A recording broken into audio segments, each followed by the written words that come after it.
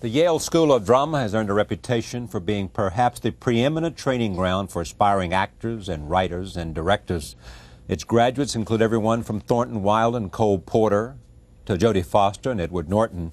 This year marks the school's 75th anniversary. Three of its most successful alumni join me now to reflect on their alma mater's rich history. Playwright John Guare, author of such notable plays as Landscape of the Body and 6 Degrees of Separation. Wendy Wasserstein, whose long list of works include the Heidi Chronicles and the Sisters Rosenzweig, and David Henry Hwang, the author of M. Butterfly and The Golden Child. I am thrilled to have all of them here. I begin with Mr. Guare. The senior member. The senior member of this class. When it began. He was Yale MFA, that be Master of Fine Arts, class of 1963. 63. You just told me something that I did not know, that this did not begin at Yale. How I found out about the Yale School of Drama was I was reading about all these people, reading about O'Neill and Philip Barry and Thomas Wolfe, and these writers all had one thing in common. They were part of Drama 47 under George Pierce Baker at Harvard. And I checked and it wasn't there anymore. For some reason, I've never known why Harvard didn't want any playwrights there. And Yale did. And they wouldn't give credit for it. That was the thing. What it is? Yeah, they wouldn't give you academic credit. So Yale... Well, now, what did that say about their evaluation of playwriting? Well, that's... Well, still to this day, when the playwrights at ART don't get any degree at Brustein's program at Harvard. But when I found out that that's where the Yale School, that Drama 47, George Pierce Baker, was now the Yale School of Drama, that got to be the place that I had to get to and had to go to. When you went there, did you want to be a playwright? Absolutely. From the time I was 11, I knew I was going to be a playwright. And I did 3 plays out at East Atlantic Beach, Bobby Schlamm's garage. Yeah. And the local newspaper did 11-year-old playwright. And I said that was it. My parents, for my 12th birthday, gave me a Royal Portable typewriter to our playwright. Yeah. And that was it. That was it. And so what was your most memorable experience at Yale Drama School? I think getting in. But I'll tell you, I had gone to a very small Catholic college that was very nice, but it was sort of like a prolonged high school. And when I got to Yale, we were there just a few weeks, and who came to speak but T.S. Eliot? And I said, this is really different. And it was really, Yale was really serious, and it was, I knew I was in the right place. Did you think about becoming a poet after that? I have no idea what T.S. Eliot said. I've never met anybody who knew. I said, God, and for years I tried to figure, what did T.S. Eliot say? And then I ran into a friend of mine who was on the honor guard that escorted T.S. Eliot on stage. I said, what did T.S. Eliot say that night? He said, I never have met anybody who knows what T.S. Eliot said that night. It was just sort of this white noise. I say, holy God, T.S. Eliot. But maybe one day one of your viewers will let me know what he said that We'll night. find out what T.S. Eliot said that day in 1962. No, but it was just the idea of suddenly being in a place where you spent your full time writing. And that was it. And that was the great thing about the drama school. Tell me about your Yale experiences. MFA 1976. I think it was when I applied to drama school, I mean, certainly my parents didn't say to me, Wendy, darling, please become a not-for-profit theater writer. That was not I mean, I applied to drama school and business school and thought, whatever happens to me, that's what I'll do. I don't know. And you should have gotten a double major. I should have. Then. I think the most important thing to me was the people I went to school with, because I was there the same time as Christopher Durang and Meryl Streep and Sigourney Weaver and Ted Talley. And I think it's that feeling, because I do think it's hard in life to say, oh, I want to work in the theater, that's what I want to do. And then suddenly you're in this community of other like-minded people. Yeah. And I think that makes an enormous difference. So it's not so much what you learn there, but who you're associated with and what's in the air? What's in the air and sort of forming an aesthetic along with people who have a similar aesthetic. I do remember the first day of school, Christopher Durang came up to me and said, "You look so bored, you must be very bright." And I lifted that line. Actually, it's in the Heidi Chronicles. It's the first line where Peter meets Heidi, because I've always remembered that. But I've always thought it was those sort of friendships, because it's not just friendships, it's also a way of seeing the world and a way of checking, in a sense, that you're growing. But theater is essentially collaborative, and what I loved about the drama school was the first time I learned how to talk to actors. I learned how to talk to directors. I learned how to talk to designers, costumes, scenery, the lighting. You learned how to all fit together. And you learned a vocabulary that allowed you to work in the theater, because being a playwright is a very weird occupation, because you have to write your novel in less than 99 pages. That's all you have. You have like 2.5 hours to write your War and Peace or whatever it is you want to write. And playwriting is spelled W-R-I-G-H-T for the reason that it is a craft. It is a craft of how you learn to make 50 or 100 or 1,000 people laugh at the same moment or be silent at the same moment. And that's a craft that involves the work of a number of people on that, working on that stage and behind the stage. And that's what I loved about Yale. It was the first time that I really, the creation of that theatrical event and the craft that goes into that magic, into those moments became very, very real. Sounds great to me, David. Why did you become a dropout? Well, yeah, He was going to be here.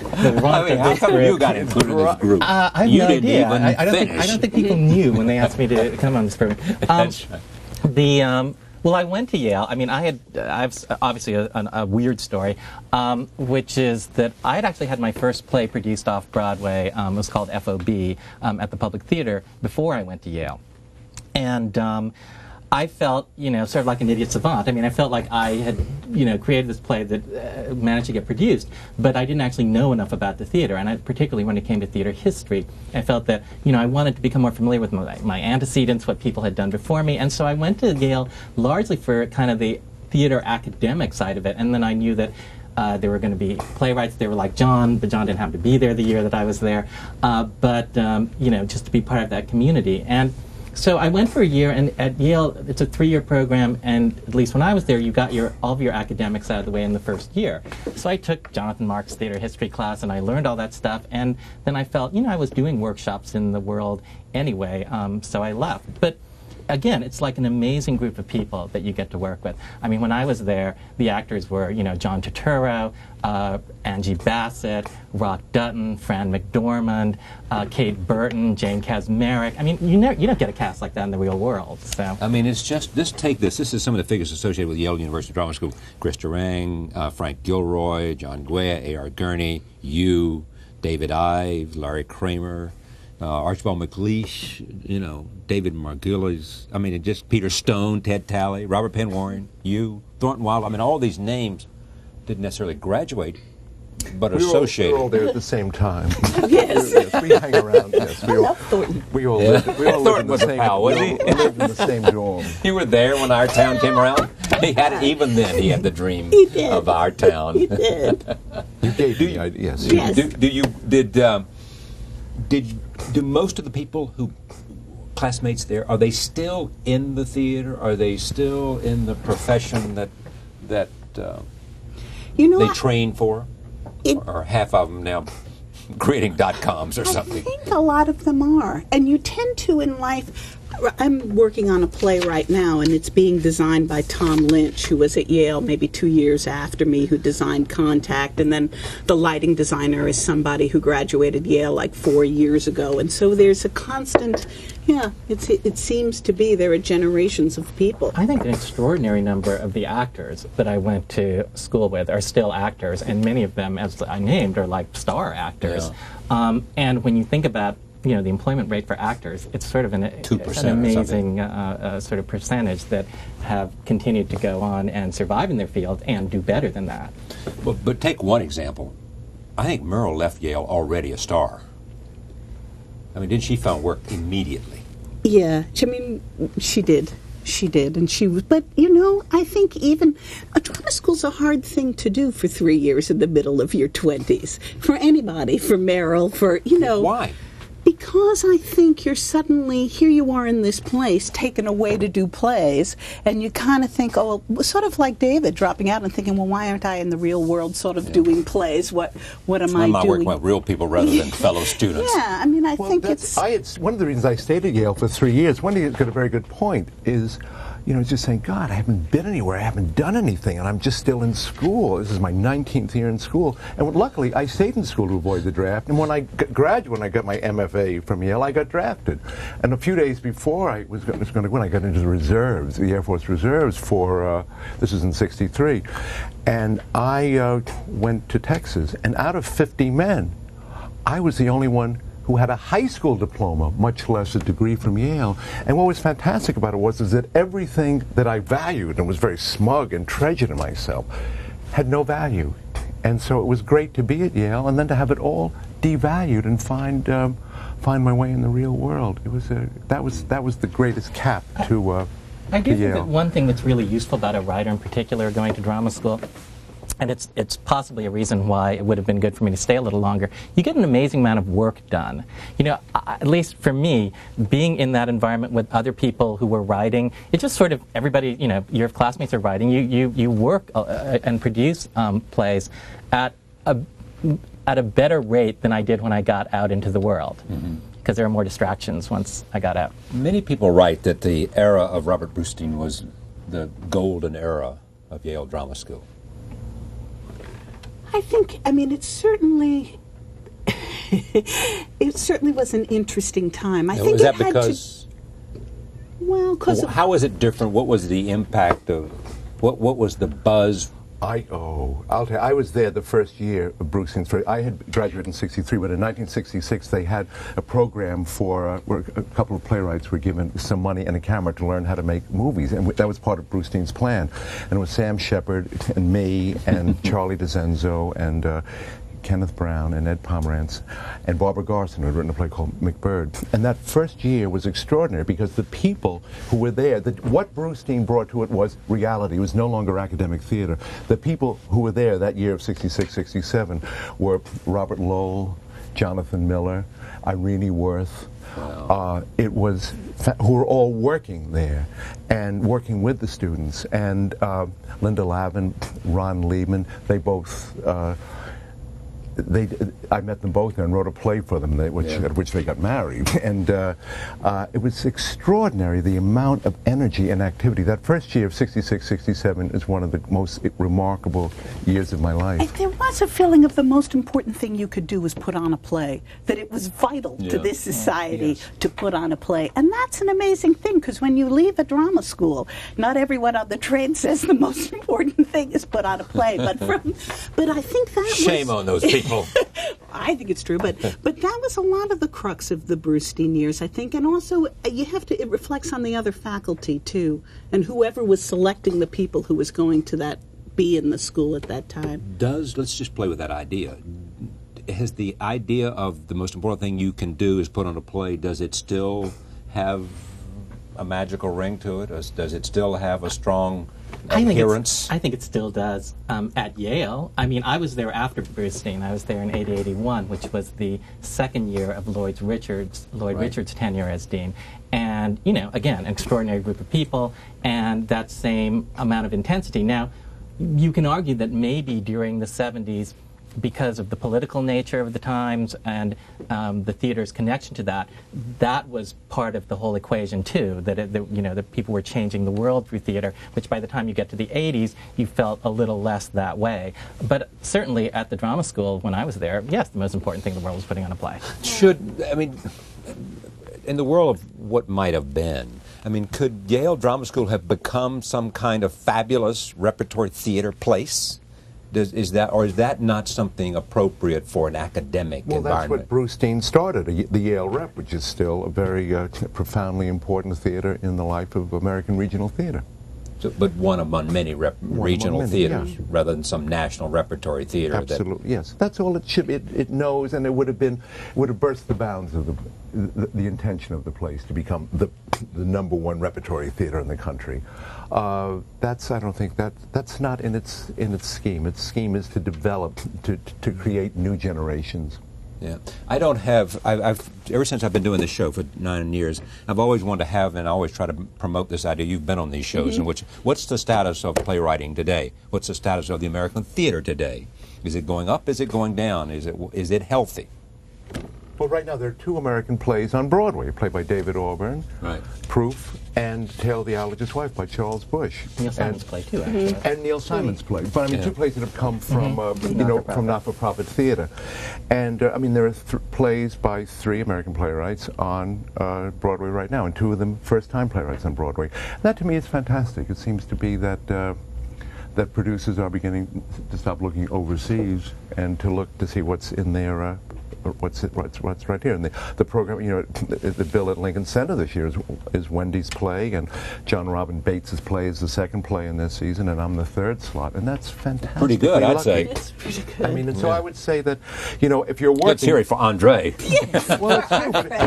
And Our guy. Manhattan Theater Club and the public are doing all American, a series of American plays, and CSC and Primary Stage. I mean, it's fantastic, the amount. Oh, and at Manhattan Theater Club, David Lindsay of Bear has a new play. I think, and also I guess if you're working, you feel the state of American theater is very good. Yeah, but, and especially if you too. And what are you working on? I'm actually working on a musical project, which is I've taken all the songs from Rodgers and Hammerstein's Flower Drum Song and written a completely new book to it, and we premiered. And why that did in you LA. do that? Because Flower Drum Song, being about a Chinese American theme, has always been kind of around in the background, and it's a very odd work, I think, for my generation of Asian Americans. Some of us protested it in the 70s. It's too stereotypical, but then there are things about it we really liked, too. So I feel like it's this car that's been sitting in the driveway my whole life, and someone gave me the keys to it. What a nice expression. Yeah. It's been really That's fun. great. And I'm working on a play about, on a new play also about Paul Gauguin. A new play about Gauguin. Yeah. What about the theater today is most troubling? Is it ticket prices? Is it how expensive it is to mount a play in New York? Is it something else? Wendy. It's interesting because I'm in the middle of rehearsal, and so I can tell you what's great is you sit in rehearsal and an actor will say to you, or the director, Wendy, do you mind if I say a "the" here instead of an "a"? And if you've written movies or television, you just think, I can't believe this is happening to me. Why are they taking my work? This seriously, you just think, thank you, ask me again. You feel there is enormous respect for the writer, over the top, which is, you just think, for that alone, it's worth it to keep writing plays. I think the trouble is ticket prices, how expensive it is, and also getting new generations of audiences. I mean, I think I started something in the public school system of bringing kids to the theater and trying to engender, because kids, they love plays. They just have to be able to afford to get there. But you have to have a new generation coming in, I think.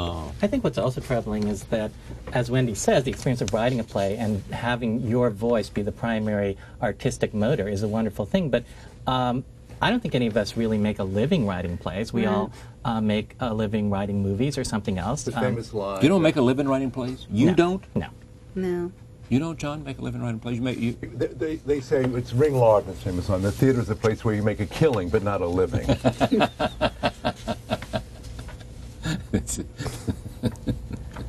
Would you do it differently?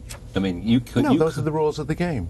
The rule, when I teach playwriting, one of the things you teach is how to have a life where the life that you have to support your habit of playwriting doesn't become your primary life. That doesn't take over.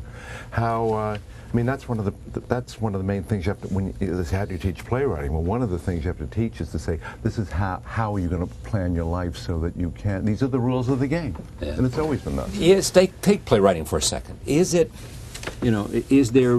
show me the 3 of you, and 10 of the other best playwrights that you know alive today. What would be the common denominator that you would all have? Not in terms of whether you had written something that everybody loved and were critically acclaimed by every critic from A to Z, but what would you share in common? A need to write that play, and a tough skin.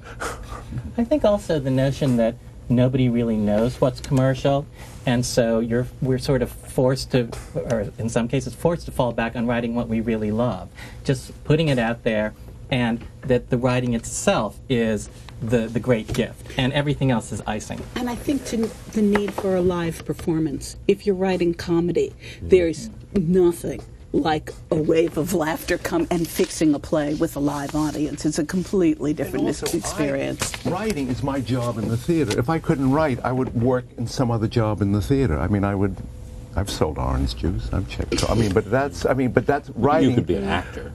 No, but I'm serious. But that's what I do. Writing is the way that I keep my life in the theater. That's to me that's what my vocation is. That's where I was meant to live. Maybe we're all also used to rewriting in rehearsal and previews. I mean, I don't think any playwright that I know of who works a lot thinks that once you finish the script, that's the end.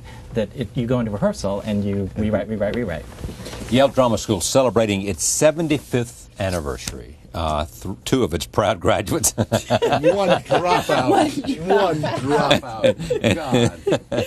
And one of its very successful products is here, or three of its very successful products. I thank you very much. Happy Thank you, birthday, Jerry. Michelle.